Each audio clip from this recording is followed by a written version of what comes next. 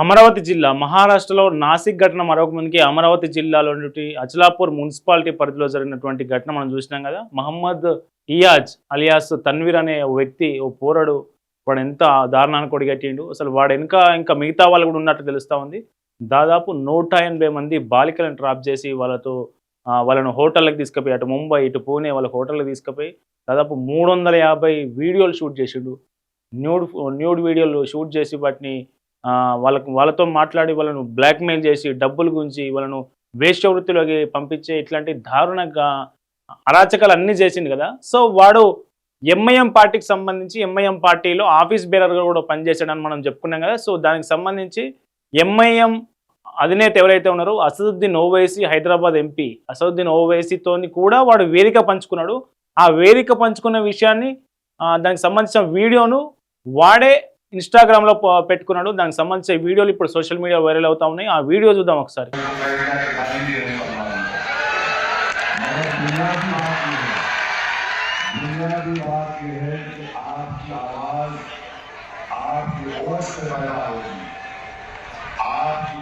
అసదుద్దీన్ ఓవైసీ మొన్న municipal election సందర్భంగా అమరావతి జిల్లాలో 3 పెద్ద భారీ బహిరంగ సమావేశాలు ఏర్పాటు చేస్తే ఆ సమావేశాలకు హాజరైండు.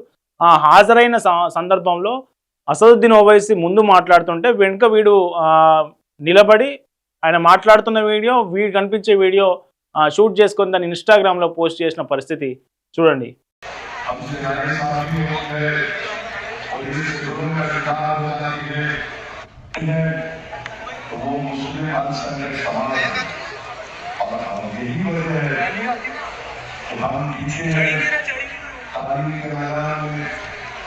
हमसे नाइंसाफी होती है, पुलिस के जुर्म का शिकार हो जाती है।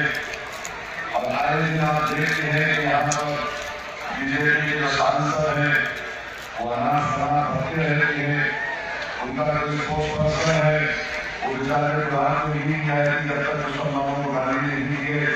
लगता है दवाएं भी काम नहीं कर रही है, किसी ने उसको कहेगा कि गाली दे मुसलमान।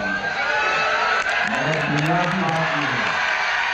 बुनियादी बात यह है कि आपकी आवाज आपकी ओर से पैदा होगी, आपकी ओर से।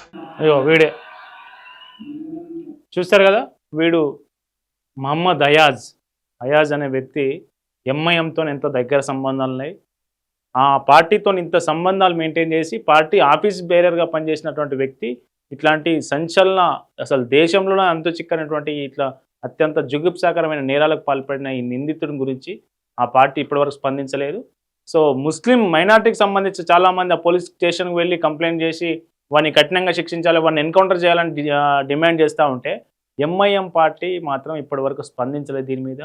మరి ఏం చెప్తుంది అసదుద్దీన్ ఓవైసీ, హైదరాబాద్ ఎంపీ, దీని మీద స్పందిస్తారా ఈ విషయం మీద? ఎంఐఎం పార్టీకి సంబంధించి పార్టీతో సంబంధం ఉన్న ఎంఐఎం అధినేత ఓవైసీతో వేదిక పంచుకున్న ఒక వ్యక్తి ఇట్లాంటి దారుణాలకు పాల్పడితే మరి స్పందిస్తారా ఓవైసీ అంటే అనేది చూడాలి. చూస్తూనే ఉండండి. ఈ అభిప్రాయం మీద మీరు మీ కామెంట్స్ తెలియజేయండి. Pallavi TV, stay tune to Pallavi TV.